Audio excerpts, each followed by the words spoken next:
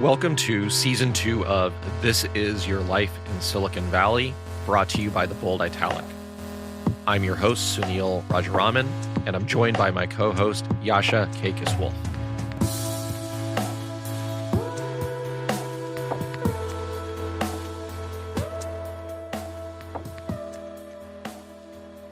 So we previously had Amy Anderson on, who provided one matchmaker's perspective on dating and matchmaking in the Silicon Valley. And then you were like, what could I do that would be different and big and huge for the podcast? Naturally. The most important person that we could think of in matchmaking, Patti Stanger, who was from Bravo's $1 Million Matchmaker, is today's guest. Boy, she has a big personality.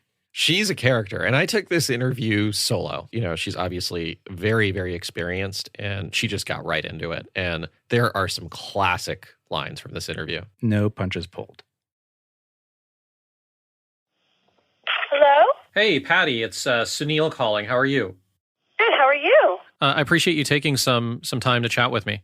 No problem. So I was hoping for our listeners who are not as familiar with you and your work, that you could just introduce your background briefly in your own words and, you know, sort of what your life's been dedicated to for the past couple of decades. I mean, basically, you know, I'm known as the Millionaire Matchmaker, and everyone says, oh, you only work with millionaires, but I started out working with thousandaires and averageaires because my mom was a third-generation matchmaker back in New Jersey in a time of Mrs. Maisel, if you will, for those fans of Amazon's Mrs. Maisel like me. And it's a great show, by the way, on Amazon, where, you know, you had to fix people up in 1963 who were getting divorced, and divorce was not prevalent at this time, and who are you going to fix people up with? And my grandmother fixed my mother up, and she got married after her first marriage. And then my grandmother became the big, you know, matchmaker in Short Hills and South Orange and West Orange for the temple, and then my mom did it. And I had like this knack. I had like this intuition. I could do it too, and I did it for my friends and my family. But then I went to go work for Great Expectations in Florida, and I learned the business, and that was the thousandaire. The average guy made $50,000 a year. He was a firefighter. He was a policeman. You know, he was a teacher. He wasn't wealthy, and I learned the business. When I got to California, it was Hollywood. The streets were paved with gold. Clinton was in office, and who was my favorite client? Was the hackers. That's right, hackers made me wet. That's right, it's a true story. And the guys were flying in from Silicon down to L.A. There was no Airbnb. They were getting houses in the Hollywood Hills.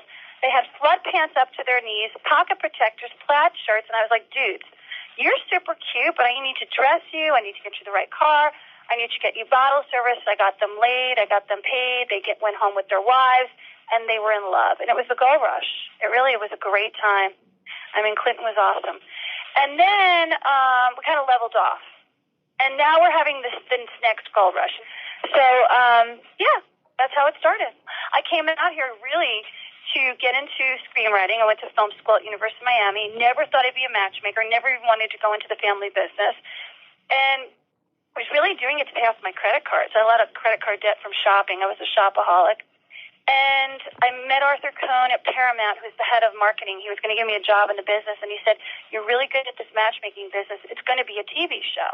I said, what are you talking about? TV show? There was no reality television. Behind the Music was a very famous show on VH1 his son had invented. And he said, there's going to be more of these type of shows. You're the next show. And I was pretty much, I think, the third show on Bravo, and it took off from there. So that's it. Patti, that's a great background for our listeners. Now, one of the reasons people are so interested in this topic, and I have myself, I have a technology background, and I've worked for tech companies, and I have a lot of friends using these matchmaking services.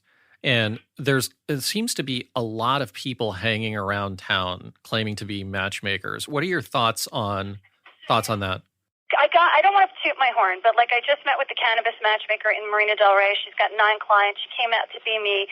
There's matchmakers in the city in Beverly Hills 2 years ago. They're sisters. Their mother gave them a bunch of money after watching the show. They came to be me. There's a bunch in San Francisco. Erica, my vice president, we just opened up in San Francisco, but we're the legit Millionaires Club. And then we have Sync, which is our millennial division for, 10 grand and under. There's a lot of people, but there's enough of us to go around. The problem is, what are you getting? Are you third generation like us? No. Did you get a matchmaker's certificate from the Matchmakers Institute in New York, which is the only matchmaking certification in the world? It is the Harvard certification. No. So you must check online. You must see, do they have lawsuits? Now, you guys are tech savvy, so you can either do this or you can go through Spokio, which is one of our partners. You can find out, do they have criminal records? Has there been any sexual harassment going on? We know in a time of Me Too. We must check everything. They could be sex offenders. We don't know. And on top of it, are they giving you the people that you saw pictures of? And if you get a matchmaker that doesn't show you any pictures, they don't really have a database. They're lying. Oh, trust me, I know. No, you don't. You're not a mind reader. So you're not me. You don't have hundreds of years. I mean, I've been in business for over 35 years. We are international. You don't have a large database. And if I can't find you the person, then I'll give you to another matchmaker who can. Because we do have niche matchmakers in an affiliate program, such as like Orthodox Jews or Filipinos or whatever you're looking for. I'm going to find you somebody who can help you if I can. And we spread the wealth. So when you pop up, how many years have you been in business? How many matches have you had? Who are your referrals? Just like any other business. When you do that with a lawyer and a doctor, don't you do that? When you're getting a lawyer, I want to hear 2 referrals. Absolutely. I think, one thing that, listeners and people who are curious about these services will want to know, what is the business model? How does this even work? Well, okay, so most matchmakers, first of all, don't go to the model where they give you 12 matches a year, once a month. You'll never date. So you've got apps problems. So we've got Tinder, we've got Sean's app, we've got Whitney's app at Bumble, Women Make the First Move, we've got Hinge, Happen, there's a million of them. There's Farmers Are Only is kicking ass right now. And we're going to have Facebook now, so Mark's going to really kick some butt there. And the model is, if you're doing app dating, you're dating on the subway. You don't know what you're getting. You have to screen these people. You got to get their last name. And the reason is because you don't know who you're dating. Now, when you go to a dating service or a matchmaking service, we screen 99% of the time, but the 10% we don't. You can get a private investigator. You can go on Spokio or Intellis, and you can background check them to a degree. We can tell you if they have a record, but we can't tell you how much money they have in the bank because nobody can do that. That's illegal. And remember, anyone can make a story up. Anyone can make a fake Instagram. So you got to use your common sense. I want you to use Lyft. I'm a big fan of Lyft. I use Lyft Black all day long. I like knowing that that car is going to pull up to the front. I'm going to jump right in. I'm not going to walk through a back alley to get my car. All right? One thing that strikes me as interesting, and people don't often think about the dark side of dating and matchmaking. I'm actually producing a show on the dark side of dating right now. Hopefully it'll get picked up. Matches made in hell are awful. But the good news is we have more people we can meet than we've ever met before. So think of the possibilities. People you wouldn't meet ever. So you're stuck as a programmer. You're programming away. And, you're miserable. You're programming. You're meeting Hoodie City. And these girls, they won't even put on makeup and eyeliner. And I want to redo them, and I want to redo the men. I want to bring this sexy Mexi back to Silicon. But you're miserable. What if I told you your girl was just over the hill in San Francisco? Wouldn't it be amazing? Do you think that that's really changeable? And as someone who's been here, but nobody wants to drive. Nobody wants to take that friggin' hour into the city. I can't get my Silicon to go to SF, and I can't get my SF to go to friggin', Walnut Creek. Why is that? People don't like going anywhere here. Facebook doesn't want to date a friggin' Oracle. Like, what is this? What is this problem we're having? God is giving you somebody at a different coffee shop, and you refuse to go, or a different SoulCycle. So the thing I'm trying to tell you is you got to mix it up. But if you get a matchmaker, she's doing the brokering. So she's literally your real estate broker. She's your lawyer. She's your doctor. She's your therapist. She's your concierge. She's your matchmaker concierge. So she's doing all of this for you. So she should be hands-on, giving you unlimited dating for a year. And they usually give you 2 months of freeze time. So in case you travel or you hook up and you really like this person and you want to see where it goes, like a gym. You don't use it, you lose it, though. And you're paying one flat fee up front, okay? We don't usually take credit cards. We get our money up front. You want to get some references. That's a really good thing to do. I got married. I'm in a relationship. Don't count on the marriage thing anymore. People are living together, and they don't care. Most people don't want to get married, especially in the state of California, which is 50-50 no fault. So people are just pooling our resources together because women now are making just as much money as men. except in Silicon, where it's 80. Are you like 80% male now? What's going on? It's pretty male dominated. That's a common. We need those women programmers. Get your butts there. Seriously, these men are going to die in the vine. Okay, I'm going to have to bring my women there because I love Silicon, your matchmaker. She should be picking up her phone, texting you back, calling you, and always being available. And she should be able to negotiate. If you want to sound off, you like two girls or two guys at the same time and you don't know which one to pick, she can get rid of a negative relationship. You don't have to break up with the person. She can break up for you. Patti, I'm really interested in the quirks and specifics since, as you know, we're primarily Silicon Valley audience. Some of the quirks that come with working with clients here. One thing that we hear a lot of is, open relationships and polyamory are more prevalent in the Silicon Valley than elsewhere. Is that true? I love polyamory. Wait a second. You're telling me, is it because there's not enough girls? I have no idea. I am definitely not an expert on the subject. What are some of the quirks, though, that come with, working with Silicon Valley people? Well, we don't get into the sexual thing. We're a relationship-minded agency. So you have to be 21 or over. If you go to a swingers club and I get complaints or you do any polyamory shit and, it's one of those things where I'm in trouble because you're in trouble, you're going to get kicked out. I can kick you out for violation of 2 drink, go past the 2 drink maximum and no sex before monogamy, and I could really kick your ass out. But I'm loose and goose when it comes to you're 30 and under and you're just, experimenting. You get over 30 and you want to get married, I'm a little tightly wound, like the show. But the thing that I don't get is, why give it away for free? Why not take your time to get to know someone? Some of these organizations that you belong to in the internet community, as well as the institution you work for, it's like being on campus. You're programming all day long. You got pods and showers, and you can pretty much sleep there. So take your time to get to know someone. You might meet someone in a different department at work. No one talks about that dating aspect. We talking about dating at work is like verboten since Weinstein. It isn't. It's not going away. We did studies on it about 3 months after he got caught, and no one stopped dating because of it. They're like, yeah, that was him. This is us. That's a really interesting bit of information, actually. Would you say that Silicon Valley people are more socially awkward as the common trope is? Yes. We have a really good friend that works at Facebook. She will go nameless. And I wanted her to go up and find out about who booked Meryl Streep, and she was so internal. And I said, what is wrong with you? And she goes, I'm just so internal. I'm afraid to speak up. And there is this social awkwardness, even for like the minorest thing. And I said, you people just don't speak. You only know how to correspond with your fingers. Do you guys watch Black Mirror, Kill the DJ? Of course. My favorite episode. So it's kind of like you need a coach.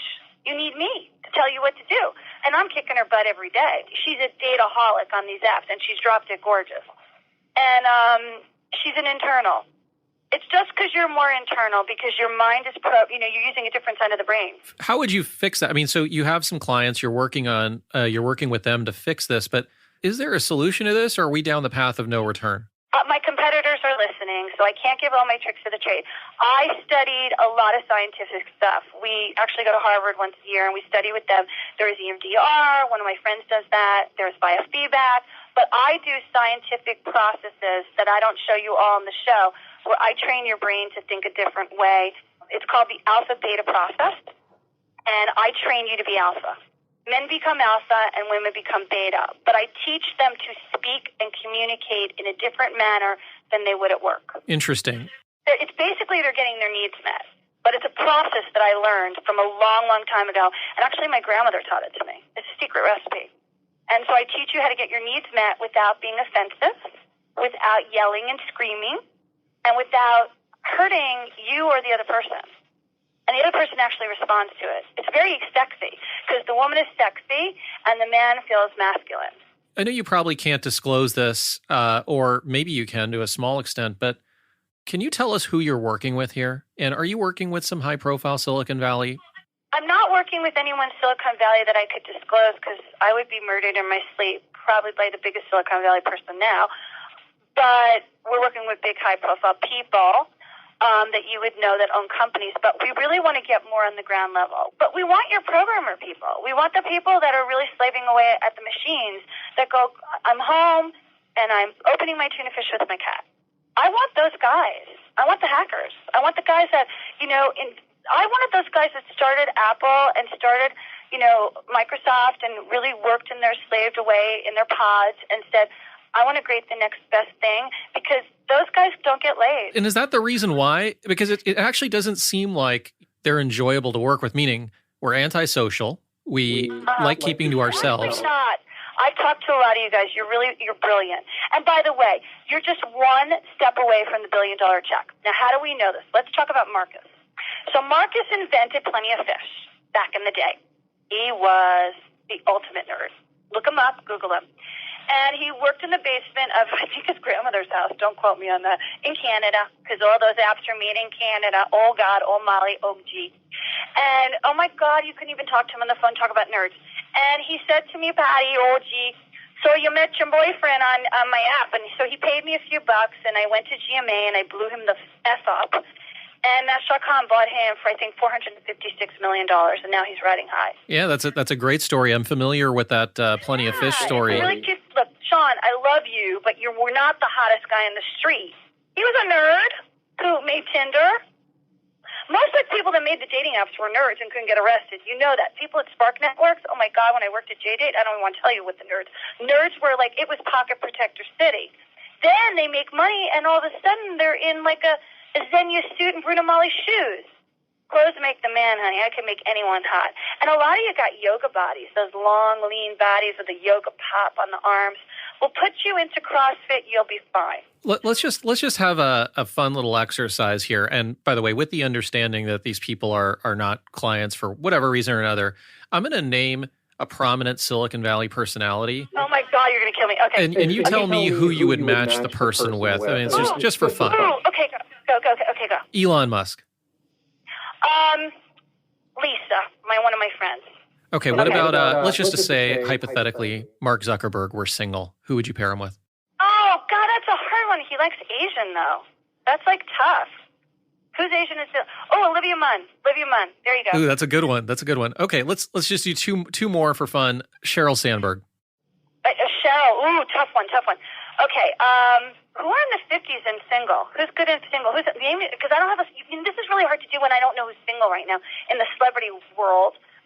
Is Liam Neeson single? Because I'd give her Liam Neeson. That's a good one. I like that match, actually. That's really quite good. You can tell you've been doing this for a while. Actually, am I a matchmaker? Is that what I do for a living? Okay, go on. Okay, and a couple of other things that we do. We like to ask our guests who their favorite Twitter follows are. So who are you following on social media, Instagram or Twitter? Okay, can I do Instagram or should I do Twitter? Either one. Who do you like to follow? I follow Elon's brother, who I'm upset got married a couple weeks ago because I wanted him so bad. He's doing all this green food things in Colorado. He's really hot, though. Super hot. Just so you know.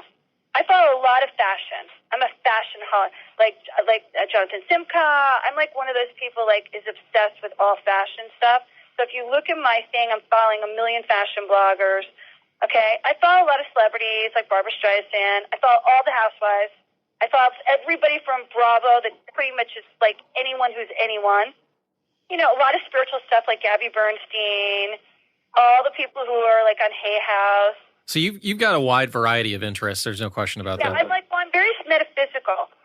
Vegan news. I love the vegan stuff. I'm also obsessed with vegan stuff because I'm always trying to make something that's not something into something. Leah Remini, because I got to get my Scientology crazy Meiji cult report update. I guess mostly celebrities. Steve Harvey. I don't know. Those are some good ones. I'll tell you what. We want to close with one question, which is: you've talked a lot about this Silicon Valley engineer in the hoodie, and what is one bit of advice? You have somebody who's heads down programming right now, is not getting laid, and eventually wants to get out of his shell. If you had to give that person one piece of advice right now, what would it be? Well, for the girl, I'd wear a little bit of lace and low cut and take the hoodie off. And lip gloss goes a long way, as my mother would say.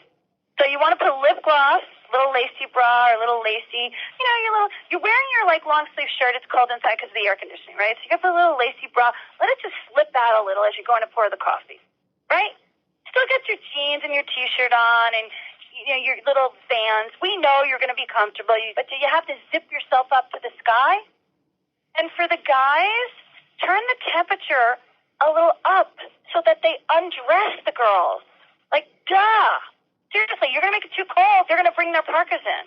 Yeah. So they go, my God, it's so hot in here, and they start taking their layers off.